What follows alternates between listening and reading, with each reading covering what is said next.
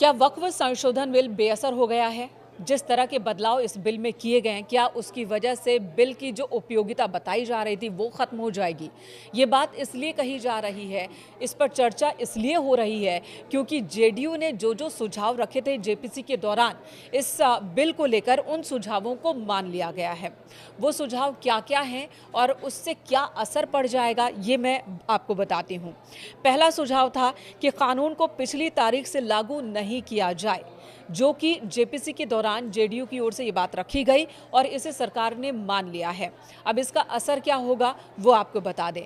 अभी तक ये बात कही जा रही थी कि वक्फ संशोधन बिल पुरानी तारीख से लागू किया जाएगा और ऐसे में वक्फ की ओर से जहां-जहां भी जमीन कब्जाई गई है गलत तरीके से, उन जगहों पर ज़मीन वापस लेने की कवायद शुरू हो जाएगी और वक्फ पर जिन्होंने गलत तरीके से कब्जा कर रखा है उनका कब्जा तुरंत खत्म हो जाएगा, वक्फ की ज़मीन कम हो जाएगी।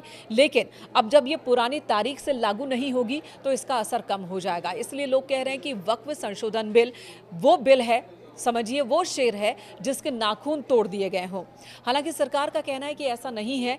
इस बिल में इस प्रावधान को मान लेने के बावजूद भी वो ताकत है कि गलत तरीके से अगर किसी भी जगह पर वक्फ ने जमीन पर कब्जा किया है तो उस कब्जे को हटाया जा सकता है। वहीं दूसरा प्रावधान है पुरानी मस्जिद, दरगाह या दूसरे मुस्लिम धार्मिक जगहों से छेड़छाड़ ना हो। ये भी सुझाव रखा गया था जेडीयू की ओर से, जिसे मान लिया गया है। अब इससे क्या अंतर हुआ? अभी तक ये कहा जा रहा था, खासकर मुस्लिम धर्मगुरु और मुस्लिम समाज के लोग कह रहे थे, विपक्षी दल कह रहे थे कि सरकार की नज़र मस्जिदों पर है, मज़ारों पर है, ईदगाहों पर है और उसे ख़त्म कर देना चाहती है सरकार। खासकर ओवैसी बार बार यही बात कह रहे थे। लेकिन अब जब ये सुझाव मान लिया गया है तो इसका मतलब है कि इस संशोधन बिल से उन मस्जिदों पर कोई असर नहीं होगा जो पहले से ही वक्फ के कब्जे में है और जो पहले से बनी हुई है। पुरानी मस्जिद, दरगाह या दूसरे जो मुस्लिम धार्मिक स्थल हैं उनके ऊपर संशोधन बिल की ओर से कोई खतरा नहीं होगा। वहीं तीसरा सुझाव जमीन राज्यों का विषय है, जमीन पर राज्यों की भी राय ली जाए।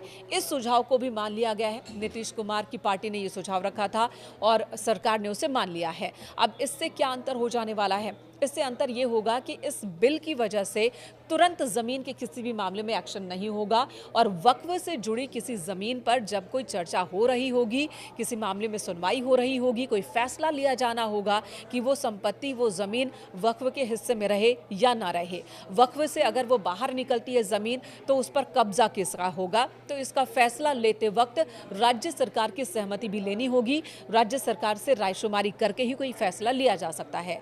जेडीयू की ओर से 3 सुझाव रखे गए, तीनों को मान लिया है सरकार ने और यही वजह है कि लोग कह रहे हैं कि अब इस संशोधन विधेयक की जरूरत ही क्या है, इससे कोई फर्क नहीं पड़ने वाला है, इससे जो तस्वीर है वो नहीं बदलने वाली है। लेकिन सरकार का कहना है कि इसमें अब भी वो प्रावधान मौजूद हैं, जैसे कि अभी तक क्या हो रहा था 1995 के विधेयक के अनुसार कि वक्फ ने अगर किसी जमीन पर अपना कब्जा दिखा दिया है तो जिसकी जमीन है, जो कह रहा है कि नहीं ये वक्फ की जमीन नहीं है, मेरी जमीन है, उसे ये साबित करना होता था कि ये जमीन मेरी है और इसके लिए उसे ट्रिब्यूनल के पास जाना होता था, उस ट्रिब्यूनल के पास जो कि वक्फ का ही ट्रिब्यूनल है, और वहां से फैसले के बाद उसे हाईकोर्ट या सुप्रीम कोर्ट में वो चुनौती दे सकते थे। कोई भी प्रशासनिक अधिकारी बीच में नहीं था। लेकिन अब संशोधन विधेयक लाया गया, इसमें प्रशासनिक हस्तक्षेप का प्रावधान है, यानी कि वक्फ अगर किसी जमीन पर अपना दावा करता है और ज़मीन का मालिक कहे कि नहीं ये वक्फ की ज़मीन नहीं मेरी ज़मीन है, तो इस मामले को ट्रिब्यूनल के साथ साथ वहाँ मौजूद प्रशासन भी अपना हस्तक्षेप रखेगा। ट्रिब्यूनल के अधिकार में यहाँ थोड़ी कमी होगी और उनकी मनमानी नहीं चलेगी। तो तमाम प्रावधान किए गए हैं कि वक्फ के कार्य को पारदर्शी बनाया जाए। तो तमाम ऐसे प्रावधान रखे गए हैं जिनसे वक्फ की कार्यशैली को पारदर्शी बनाया जाए और अगर कहीं गलत कब्जा है वक्फ का तो उस कब्जे से ज़मीन को मुक्त कराई जाए। ऐसी स्थिति अब भी इस विधेयक में मौजूद है।